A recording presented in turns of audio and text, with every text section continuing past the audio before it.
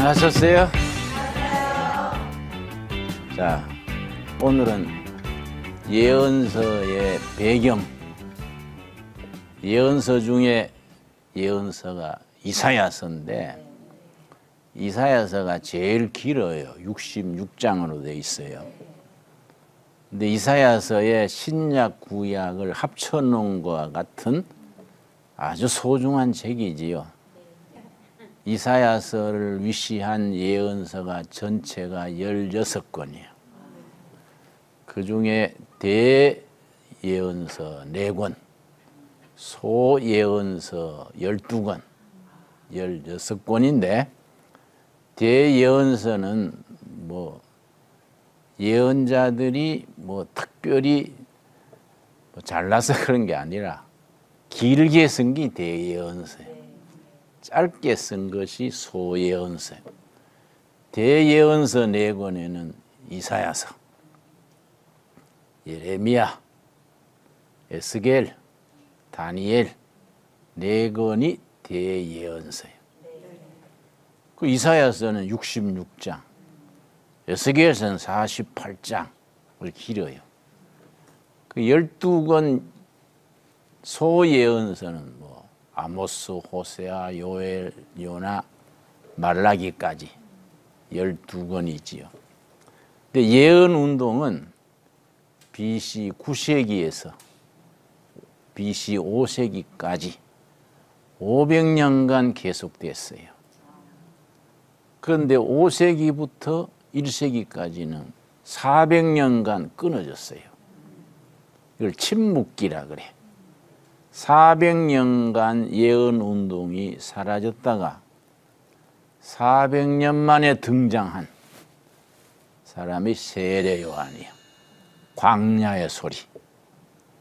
요단강가에서 메뚜기와 석청 먹으면서 트롯을 입고, 메뚜기가 아주 좋은 단백질이거든요. 석청은 들꿀이요. 그래, 메뚜기 잡아서 꿀에 찍어 먹으면 아주 영양가가 왔다지. 우리 두레마을에 메뚜기를 키워요. 동두천 유치원 학생들이 메뚜기 견학을 와요. 애들 메뚜기 잡는 걸 너무 좋아해요.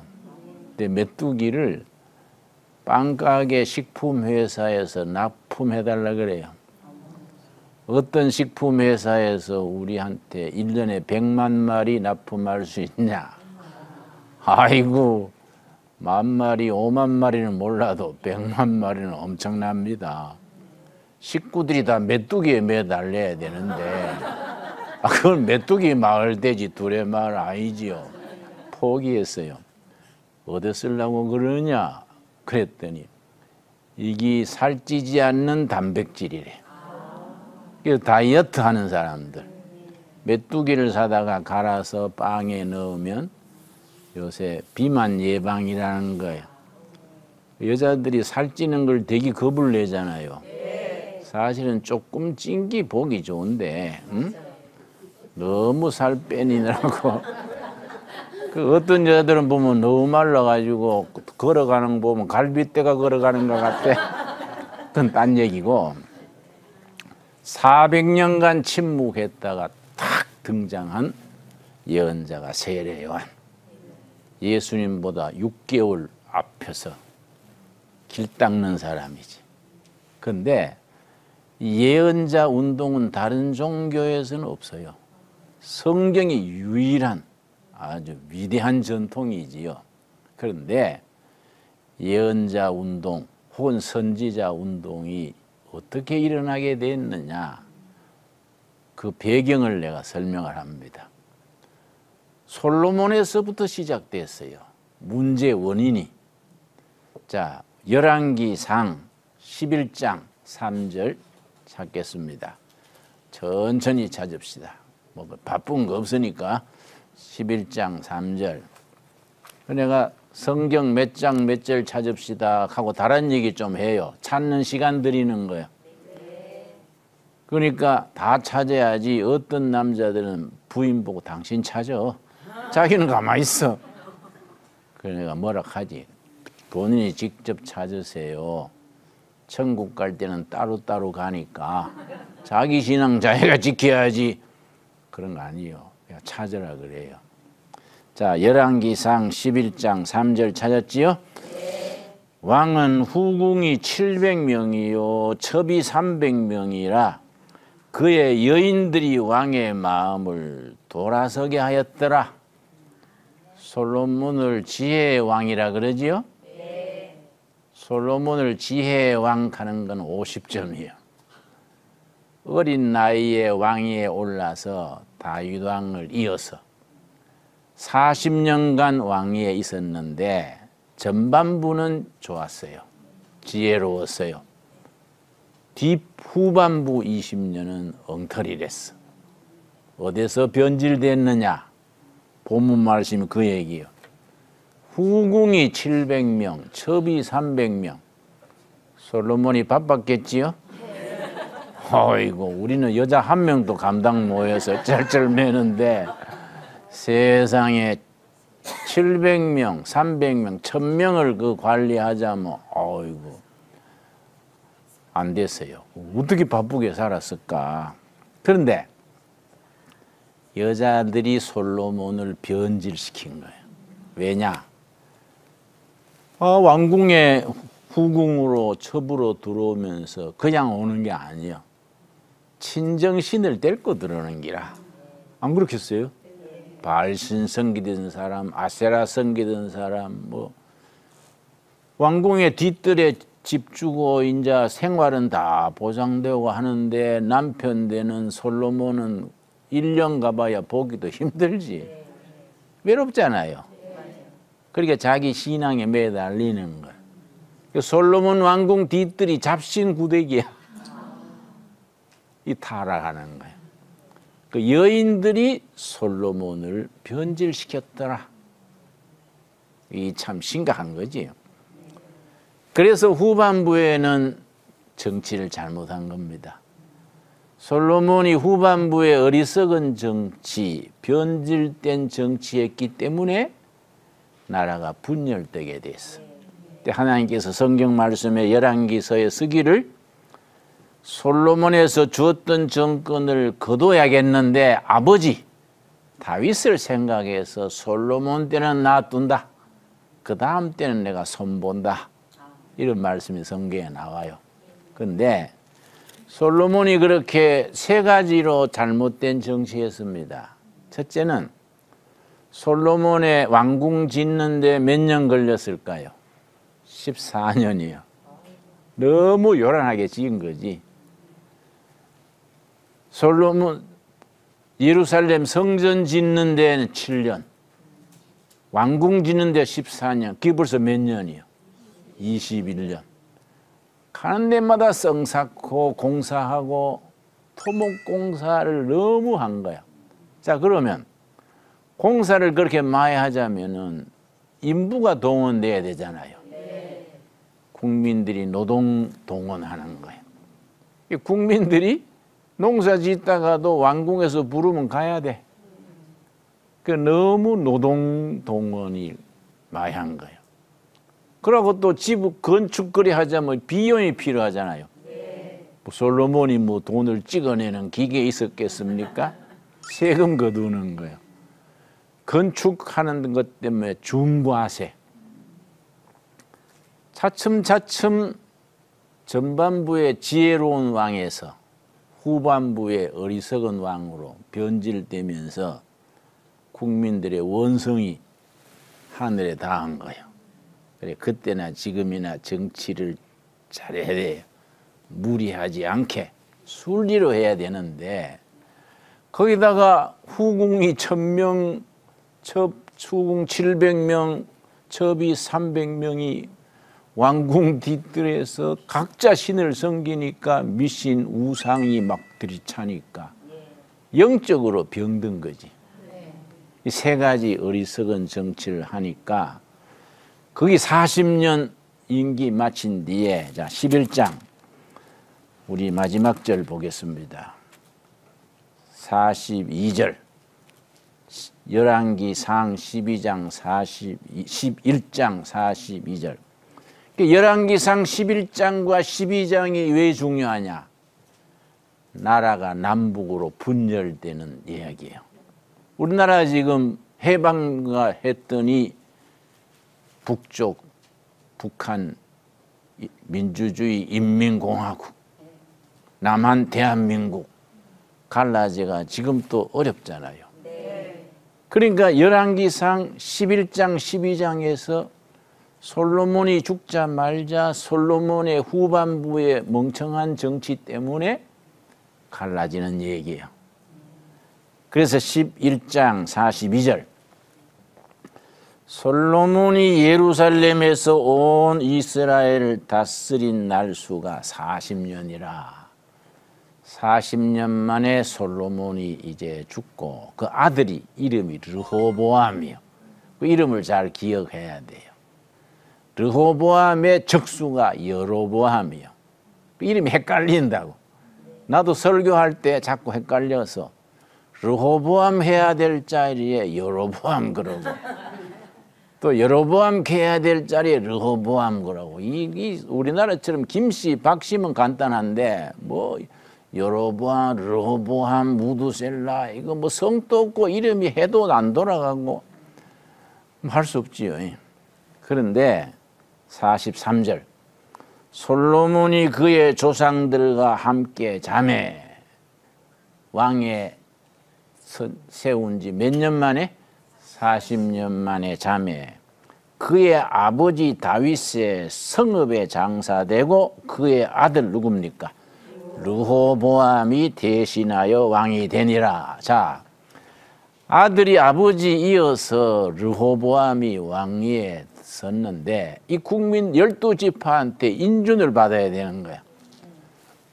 왕위에 취임하는 대관식 있지 않습니까? 그게 12장이에요. 그런데 르호보암이 잘못한 거예요. 또 지금 북한의 김정은 비슷해요. 왜냐? 아마 30대에 이 사람 또 왕에 선 것 같은데 자, 세겜이란 곳이에요. 세겜. 세겜에서 12지파 대표들이 모여가지고 솔로몬이 죽고 아들이 르호보암 왕위에서는 이걸 인준하는 거야. 절차가 있어. 인준하는 절차가 세겜에서 이루어지는데 이걸 세겜회의라 그래요. 세겜에 이제 12지파 대표들 다 모여가지고 내가 이제 아버지를 이어서 왕이 되는데 12지파 대표 여러분 찬성하시지요? 예, 잘 받들겠습니다. 이게 절차예요. 그러면 이제 왕의 취임식을 거창하게 할 텐데 그 절차에서 난장판이 된 거예요. 왜냐? 솔로몬 시대에 공사를 너무 많이 하고 세금을 너무 거두니까 불만이 이렇게 올라갔는데 그때 어떤 지도자가 있었냐면은 여로보암이요. 여로보암이란 어떤 혼자 사는 과부의 아들인데 아주 지도력 있고 사람이 출중했어요. 솔로몬이 똑똑하니까 요셉 지파의 노동감독관으로 임명을 했어. 이 사람이 똑똑한 사람이요. 요셉 지파의 노동감독하다 보니 자기가 봐도 너무하거든. 농사 짓는데 건축하라고 불러내지. 세금은 뭐 작고 많이 매기지. 그러니까 요셉 지파 백성들을 대변해가지고 왕궁에 자꾸 보고를 했어. 폐하시여, 이러면 문제가 생깁니다. 세금이 너무 지나치고 노동일수가 너무 많습니다. 자꾸 대변을 한 거야, 노동자들을. 요즘 말하면 노동조합장 좀 된 거야. 요즘 식으로 말하면. 그때는 그런 말이 없었지, 물론. 그러니까 솔로몬이 또 밑에 신하들이 과잉 충성했겠지. 여로보암이 수상합니다. 이 백성들 편에 서서 자꾸 반역할 기미가 있습니다. 그러니까 솔로몬이 여자들 치마폭에 쌓여가지고 그 1000명 건드리자면 제정신이겠어요? 여로보암이 이게 이상합니다. 르호보암이 여로보암이지. 그러니까 그래 그 친구 그거 없애 제거해. 그럼 또 여로보암에 또 정부통이 있잖아요. 사전에 연락했겠지. 위기입니다. 도망치세요. 체포령이 내렸습니다. 뭐 이런 식이지. 그래서 어디로 도망갔냐? 에집트로. 그걸 망명한다 그래. 목숨 건지려고 에집트에 갔는데 에집트에 가 있으면서 계속 연락한 거야. 근데 솔로몬이 죽었단 말이야. 죽고 새로운 시대가 오니까 예루살렘에 있는 다른 동지들이 연락을 한 거야. 솔로몬이 죽고 아들 르호보암이 왕위에 설라 할 요때에 오셔가지고 우리를 도와주시오. 노동자의 대변인이니까. 그래서 이제 각 지파 대표들하고 에집트에 가 있는 여로보암이 와가지고 르호보암 만나기 전에 인원한 거야. 우리가 새로운 왕을 받들기 전에 요구 조건을 내걸자. 뭐라고 해야 될까? 자기들이 말을 맞춘 거예요. 그래서 이제 세겜에서 다 모였는데 이제 르호보암이 뭐 젊은 이제 차세 다음 왕설 사람이지요. 부왕의 대를 이어 내가 취임하려 하니 여러분 적극 호응해 주시오. 이랬겠지요? 네. 그랬더니 지파 대표들 중에 그 왕에 취임하기 전에 요구 조건이 있습니다. 뭔 조건이냐? 세금을 줄여주시고 노동 일수를 줄여주세요. 너무 세금이 지나치고 농사 짓는 우리가 자꾸 부역하러 오라 하니 힘듭니다. 노동 일수를 줄여주시고 세금을 줄여주시면 잘 받들겠습니다. 좋은 얘기란 말이야. 그러니까 르호보암이 그래? 그럼 내가 생각을 해서 3일 뒤에 대답을 할 테니 3일 뒤에 다시 오시오. 그때 회의를 속개하겠습니다. 그래 된 거지요. 그러고서는 르호보암이 먼저 누구를 불렀느냐? 솔로몬 왕 때에 모시던 늙은 신하들, 경험이 많은 늙은 신하들을 초청해가지고 12지파 대표들이 이런 요구를 하는데 어찌하면 좋겠소? 그랬더니 늙은 신하들이 좋은 의견입니다. 그걸 받아들여 주시면 왕위에 올라서 평생 봉사할 겁니다. 평생 순종할 겁니다. 그런데 그게 흡족하지 않는 거야, 젊은 혈기에. 그 자기 또래 젊은 친구들이 있지요. 같이 지내던 젊은 친구들을 그 다음 불러가지고 12지파 대표가 이런 말을 하는데 그 중에는 애굽에 갔던 여로보암도 있는 것 같수다. 뭐라고 해야 될까요? 젊은 친구들이 이 경험이 없는 거예요. 대왕이시여, 처음부터 쇠를 잡아야 됩니다. 백성들은요, 처음부터 탁 군기 잡아야지 양보하면 끝이 없습니다. 처음부터 세게 나가야 됩니다. 아버지 때 세금이 100만 원이면 나는 200만 원. 아버지 때 노동이 100날이면 나는 200일을 한다. 복종해야 백성이지 뭔 그런 소리 하냐. 이렇게 세게 나가야 됩니다. 르호보암이 좀 어리석었어. 그게 마음에 든 거예요. 응? 그래가지고 사흘 뒤에 대표들이 왔는데 그래 생각해 보셨습니까? 어떻게 하시겠습니까? 그때 잘못한 거예요. 젊은 친구들 얘기들 한 거야. 내 아버지의 새끼손가락이 내 허리만큼 나는 크다. 내 아버지가 세금을 100만 원 매겼으면 나는 200만 원, 300만 원이다. 아버지가 노동을 100일 시켰으면 나는 200일, 300일이다. 백성의 도리로서 순종해야지 그런 소리 아체 하지 마라.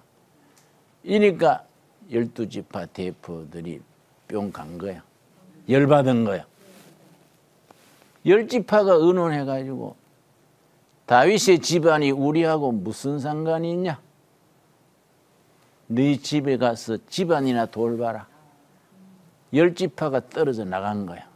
그 지도자가 여로보암이지. 그렇죠? 애굽에 가 있던 노동 지도자. 10지파가 딱 떨어져 나서 북쪽으로 이스라엘이 되고 남은 지파는 2지파밖에 없어.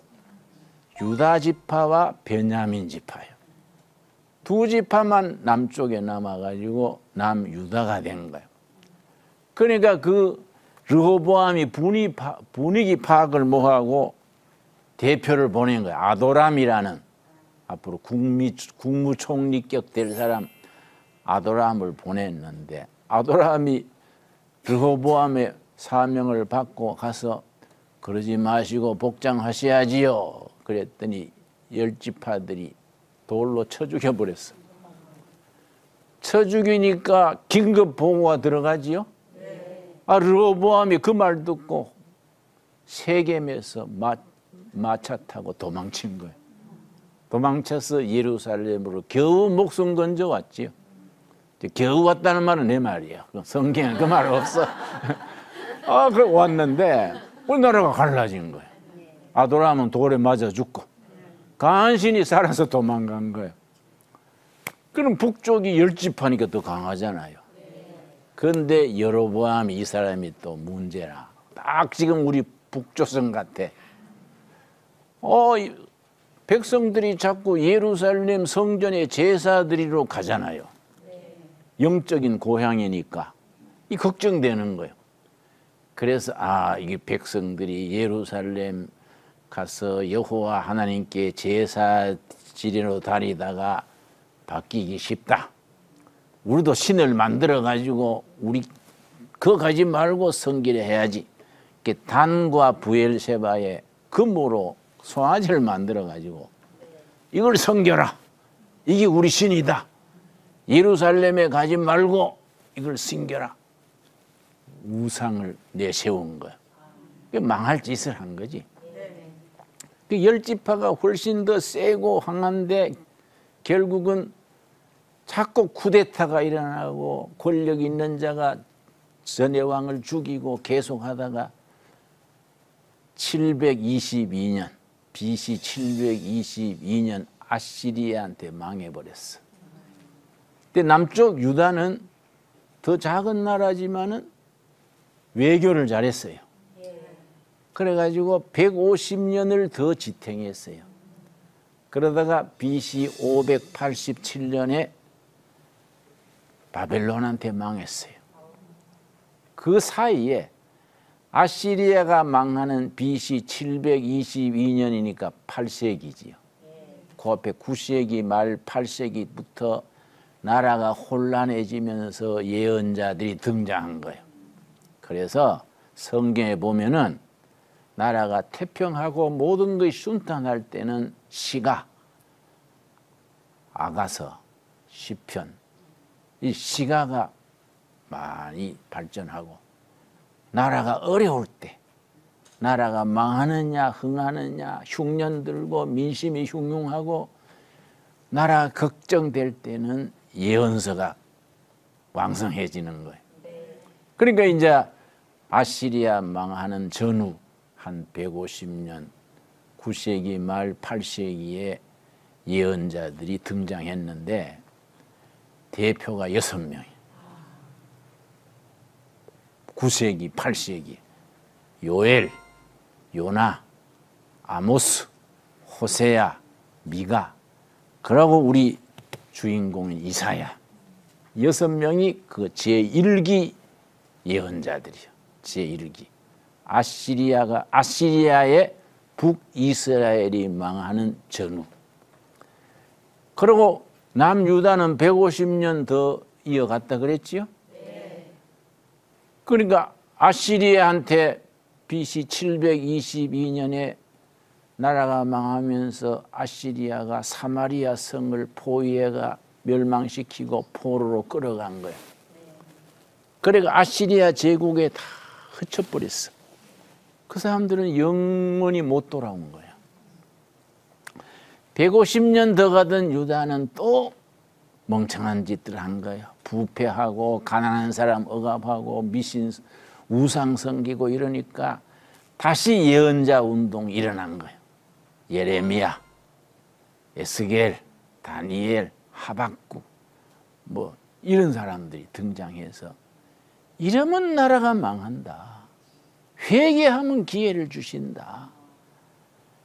그런데 백성들이 안 들은 거예요. 그때 대표적인 예언자가 예레미야지. 결국 587년에 이번에는 바벨론에 망한 거예요. 그때 이제 제2기 예언자들이에요. 그리고 바벨론에 포로로 끌려가서 포로 생활하다가 하나님의 은혜로 되돌아와 가지고 새로운 나라를 세우는데 그때 예언자가 제3기 말라기, 또 학개, 스바냐 이런 사람들이요. 이제 3기가 나오지요. 그런데 우리가 지금 공부하고 있는 이사야는 제1기요. 1기. 1기에 6명이라 그랬지요? 요엘, 요나, 아모스, 호세아, 미가, 이사야인데 이사야가 제일 오랫도록 한 50년 예언자 운동을 했어요. 그래서 1장 1절, 이사야 1장 1절 4명의 왕을 이사야가 모신 겁니다. 그러니까 참 이사야는 드물게 보는 왕족 출신 예언자예요. 아모스 같은 사람은 저 국경지대에 농사 짓던 사람이에요. 야생 무화과 가수원하던 농사꾼 아모스인데 이사야는 왕족 출신이에요. 그러니까 히스기야 왕 같은 사람은 이사야의 사촌 형제인가 그래 사촌. 왕족이니까 이사야서는 문장이 뛰어나지요. 왜냐? 왕궁에서 교육을 받은 거예요. 그러니까 아주 문장도 뛰어나고 왕족으로서 교육받았으니까 국제 감각이 뛰어나요. 국제 정세를 보는. 그래서 이사야서의 예언이 아주 그 시대를 잘 반영하는 거지요. 그리고 이사야는 그 나라의 장래가 어떻게 될까? 뛰어난 애국자예요. 망해가는 시대의 민족의 미래, 하나님의 구원의 날을 얘기하는 거예요. 그래서 이사야는 멸망해가는 나라에서 희망을 얘기하는 겁니다. 그 희망의 선지자. 그 다음에 2기에 나타나는 예레미야는 눈물의 예언자. 이 이사야서는 희망을 얘기하는 거죠. 그런데 나라가 너무 뒤죽박죽되고 우상 섬기고 부자들은 착취 부정부패하고 가난한 사람들은 막 하늘 품고 이러니까 이러면 망한다. 그게 이사야서 1장 4절 말씀. 슬프다 범죄한 나라요. 이때 슬프다는 뼈에 사무치는 슬픔이야. 아주 뼈에 통증을 느끼는 슬픔. 슬프다 범죄한 나라요 허물진 백성이요 행악의 종자다. 너무 그 시대의 범죄를 탄식하는 겁니다. 그러면서도 하나님께서 그 중에도 선한 자를 남겨두신다. 9절이요 9절. 만군의 여호와께서 우리를 위하여 생존자를 조금 남겨두지 아니하셨다면 우리가 소돔 같고 고모라 같았으리라. 그런 중에도 남은 자가 있다. 남은 자. 그래서 이사야서가 제시하는 아주 핵심 메시지 중에 중요한 것이 남은 자예요. 이 남은 자란 단어가 중요합니다. 하나님이 어느 시대에나 그 시대를 지키는 남은 자를 두시는 거예요. 그래서 한국 교회가 이러쿵저러쿵 병들었네 하고 우리나라 정치가 잘못됐네 말이 많지만은 하나님께서 그 시대 그 시대 남은 자를 두시는 겁니다. 어느 교회, 어느 마을, 어느 곳에 남은 자를 두셔서 그 남은 자들이 새로운 시대를 만드는 그루터기요. 그 그루터기를 해서 하나님이 미래의 희망을 주시는 겁니다. 그래서 뭐라 그랬느냐? 19절 말씀. 19절. 너희가 즐겨 순종하면 땅의 아름다운 소산을 먹을 것이다. 회개하고 순종하면 희망이 있다. 근데 지금처럼 회개하지 아니하고 자꾸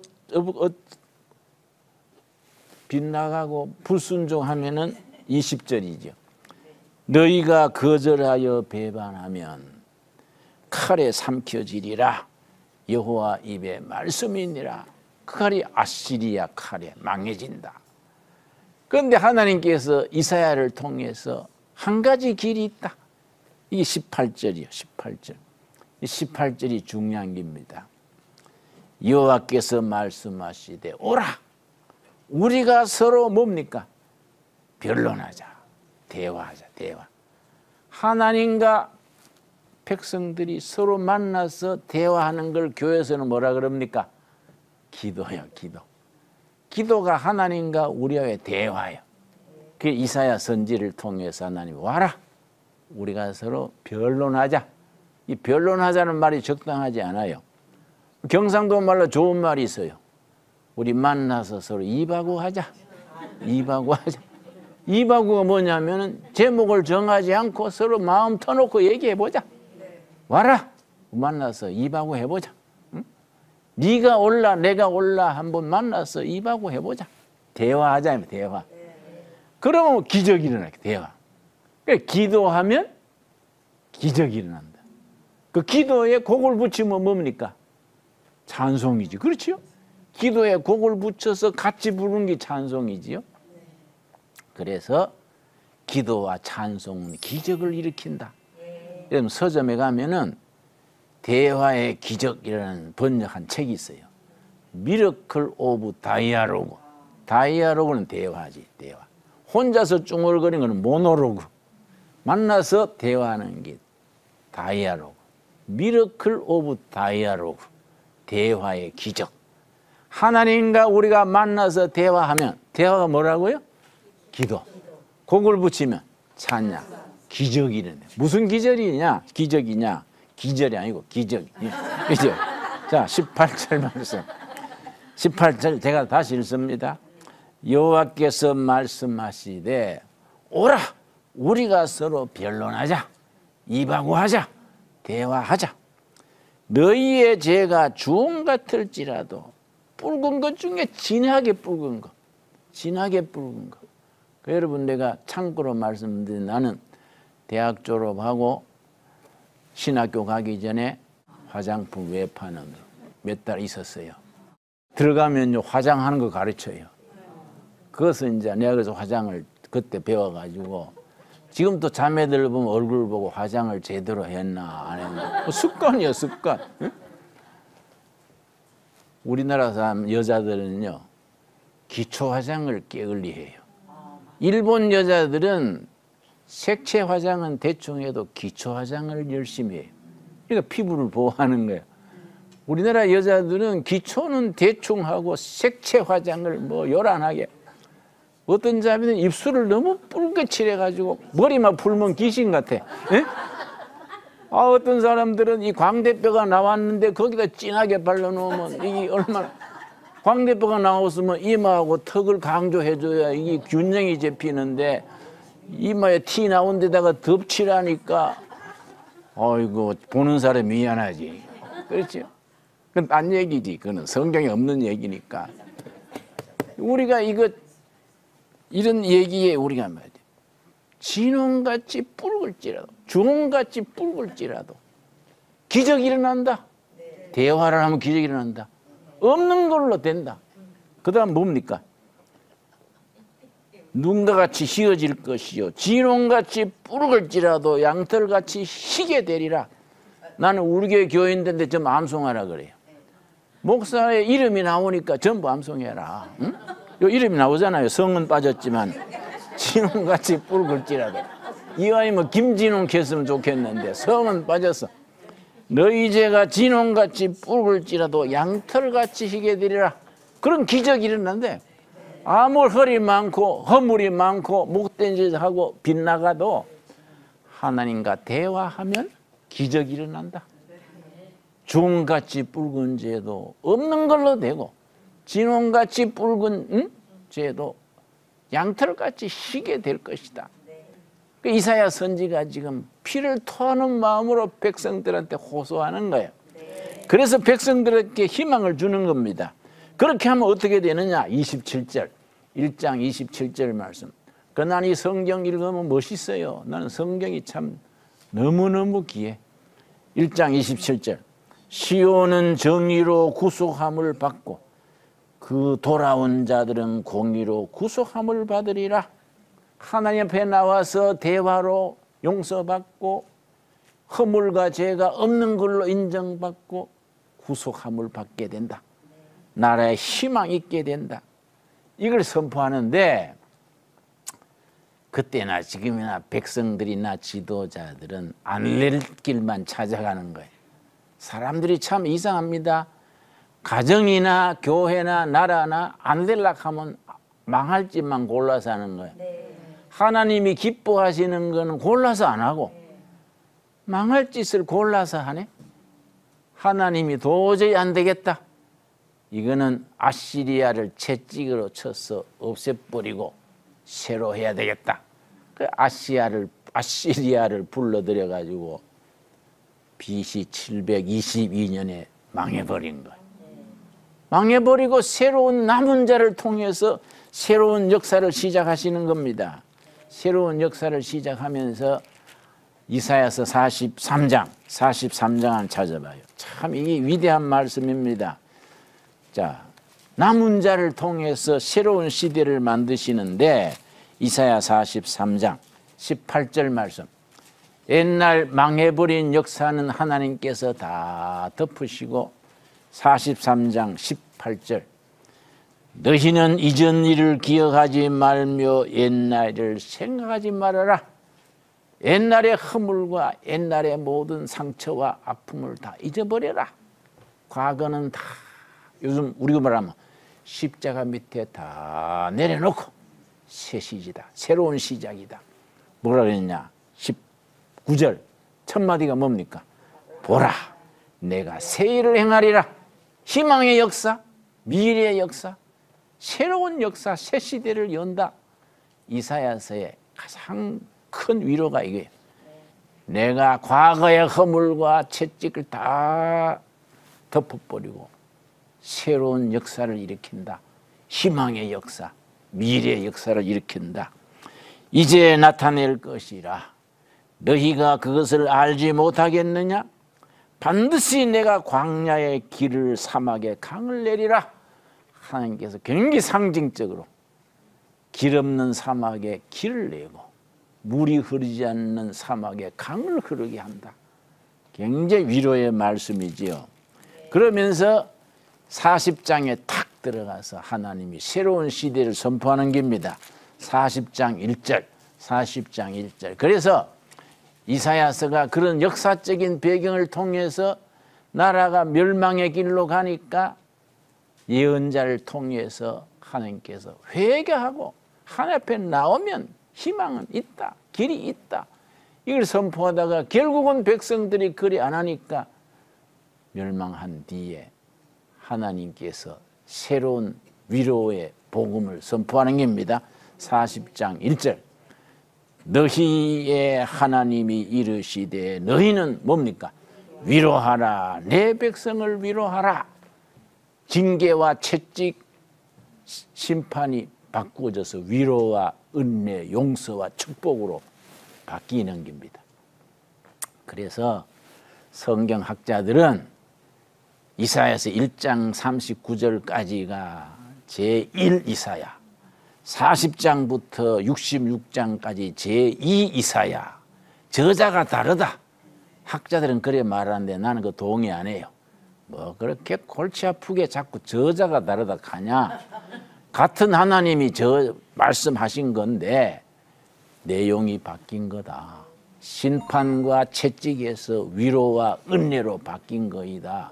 그래 받아들여야 은혜가 있지. 자꾸 저자가 다르네 뭐 복잡하게 계산하면 은혜는 떨어지고 골치만 아파.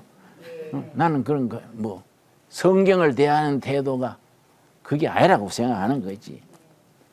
그러니까 되게 무시한 것 같지만은 믿는 게 좀 무식해야지 뭐 자꾸 꼬치꼬치 따지면 하나님 또 짜증 낼 거 아니야. 넌 뭐를 따지냐? 응? 믿고 나오는 거지. 예를 들면 안 그렇겠어요? 40장 1절 위로하라 위로하라 내 백성을 위로하라. 위로하라가 히브리 말로 나하무예요. 나하무 암미 위로하라 위로하라 내 백성을 위로하라. 벌받을 만큼 고생할 만큼 왕따 당할 만큼 했다. 이제는 용서와 희망이다. 그래서 이사야서가 멋있는 것이 절망의 시대에 희망을 노래하는 것. 심판의 끝에 위로와 은혜가 임하는 거지. 그 이사야의 신앙이 우리들의 신앙이 되고 우리의 체험이 되고 우리의 미래가 될 수 있기를 바랍니다. 거기까지. 감사합니다.